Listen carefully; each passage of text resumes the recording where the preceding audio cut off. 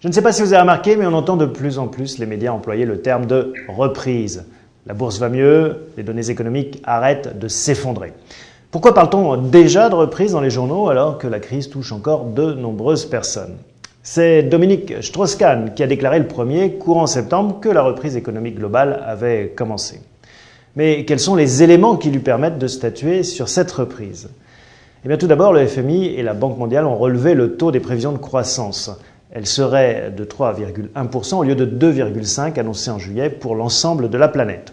Ensuite, les indicateurs d'activité et de sentiment progressent. Par exemple, la production industrielle de la zone euro, eh bien, elle est en croissance, en hausse de 0,9% au mois d'août par rapport à juillet, et c'est le 4e mois de hausse consécutif, imputable notamment au secteur automobile pour la France et au carnet de commandes à l'exportation pour l'Allemagne.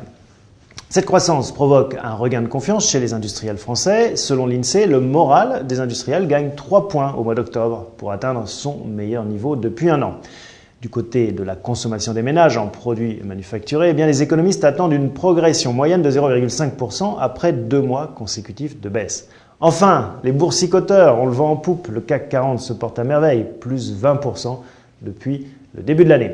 Résultat sensiblement identique du côté allemand avec le DAX ou du côté britannique avec le FTSE.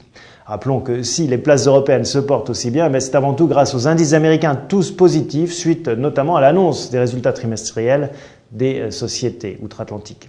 Mais comme toujours, en économie, il y a les statistiques et puis il y a le ressenti. Souvenez-vous de la polémique autour de l'inflation.